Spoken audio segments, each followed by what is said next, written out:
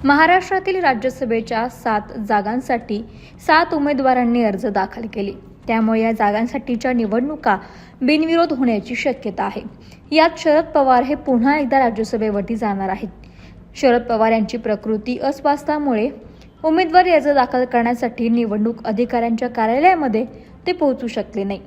परिणामी निवडणूक अधिकारी स्वतः त्यांच्या घरी गेले आणि तिथे संपूर्ण उमेदवारी अर्ज प्रक्रिया पूर्ण केली.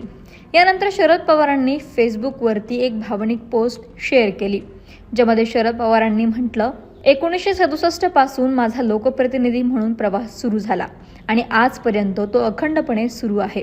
हा प्रदीर्घ प्रवास केवळ माझा नसून महाराष्ट्राच्या जनतेचा आहे, कारण त्यांनी दाखवलेल्या विश्वासामुळेच आणि पाठिंब्यामुळेच हा संसदीय प्रवास कधीही खंड न पडता पुढे सुरू ठेवणं मला शक्य झालं.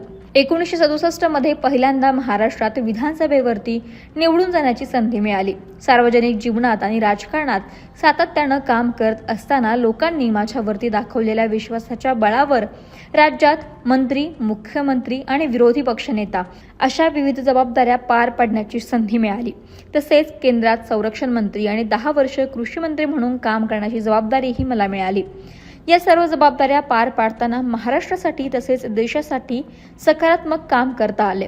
यामागे जनतेचा विश्वास हेच माझ्यासाठी सर्वात मोठे बळ राहिले. महाराष्ट्रातील जनतेने पुन्हा एकदा पुढील 6 वर्ष सेवा करण्याची संधी देऊन माझ्यावरती मोठा विश्वास दाखवलाय. या विश्वासाबद्दल मी महाराष्ट्राच्या जनतेचा तसेच माझ्या सर्व मित्रपक्षांचा मनापासून ऋणी आहे. महाराष्ट्रानं मला दिलेलं प्रेम, विश्वास आणि पाठबळ हेच माझ्या आयुष्याच्या ऊर्जेचं खरं स्रोत आहे. महाराष्ट्राच्या विकासासाठी आणि प्रगतीसाठी काम करण्याची संधी आयुष्यभर मिळाली हे मी माझे भाग्य समजतो. पुढील काळातही जनतेच्या अपेक्षांना न्याय देत ही सेवा प्रामाणिकपणे करत राहण्याचा माझा प्रयत्न असेल. सध्या डॉक्टरांनी मला विश्रांती घेण्याचा सल्ला दिला आहे, त्यामुळे प्रत्यक्ष भेटून संवाद साधणं शक्य नसल्यानं या पत्रकाच्या माध्यमातून मी आपल्यापर्यंत भावना पोहोचवत आहे. महाराष्ट्राच्या जनतेचं प्रेम, पाठिंबा आणि विश्वास हेच माझ्यासाठी कायम प्रेरणादायी राहील. धन्यवाद. अशा शब्दात शरद पवारांनी आपल्या भावना व्यक्त केला. आता राज्यसभेच्या 7 जागांसाठीच 7 उमेदवारी अर्ज दाखल झाल्यानं ही निवडणूक बिनविरोध होण्याची चिन्ह आहे. त्यामुळे आगामी काळामध्ये काय होतंय हे पाहावं लागेल.